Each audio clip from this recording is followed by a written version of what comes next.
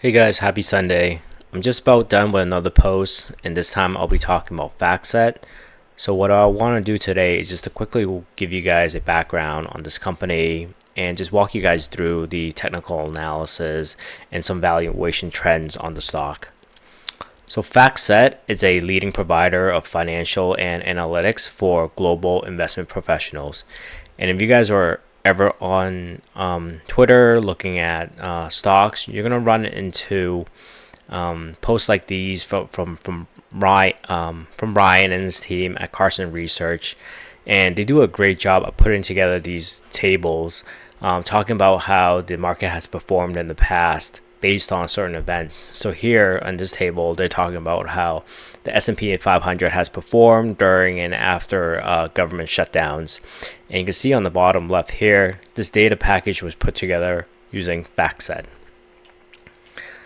The stock caught my attention because it actually dropped over 40% since peaking in late 2004. And on Friday, it actually closed below two major supports. So one is this support and resistance pivot here in yellow, and in green, it's a long-term support that goes back to the bottom of the dot-com bubble. So if you just zoom out, you can see that it connects the bottom of the dot-com bubble and the 2008 financial crash. And then on Friday, it actually breached both of them. The next thing I did was to dig into his earnings report and his income statement to see if there's anything in the numbers that would justify a 40% drop. So when we look at the last ER, we can see that its earnings per share missed consensus by 0.06, and it issued a guidance that was below consensus as well. So its revenue and its adjusted operating margin are both coming below consensus, with the revenue coming below by just a 0.02, which to me doesn't justify a 40% drop. And if we continue to dig a little bit deeper, we can see that the company is actually still adding new users, and it's adding them actually quite consistently over the years. Its annual subscription value also growing consistently. And then finally, I looked at his income statement. So here, these are annual numbers here, looking at his total revenue, gross profit, and I also like to look at his net income.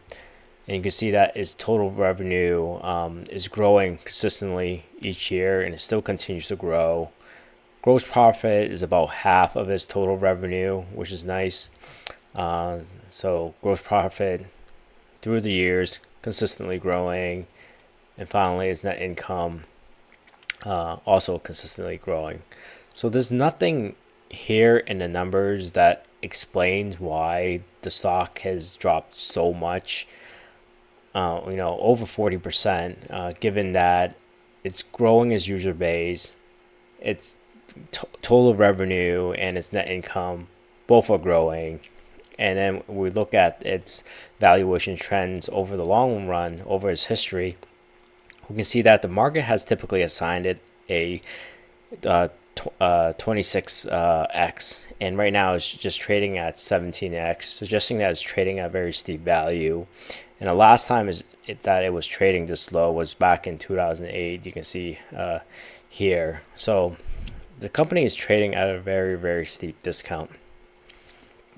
And I said I would come back to this because I had placed an order for the stock, given that it's trading at a technical low, that connects the bottom of the dot-com bubble in 2008, all as revenue and net income are consistently growing.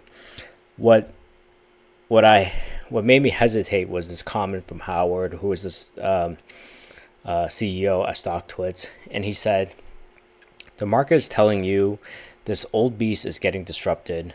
One of our fastest growing portfolio companies is Fiscal AI, who is building a modern FactSet, and this will take time."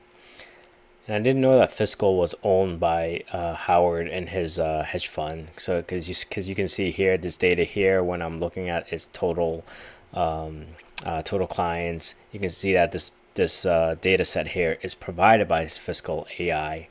So it's being used widely, and I've seen it on Twitter and other social media platforms more and more and more.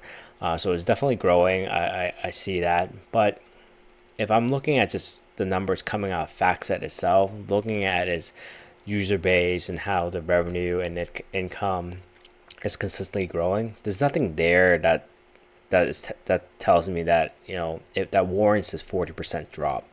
So I'm really still looking into this, highly considering opening a position in this, just given how deep it has dropped. So tell me what you guys think. Is the company being disrupted, or is there enough room in the market for both of these companies?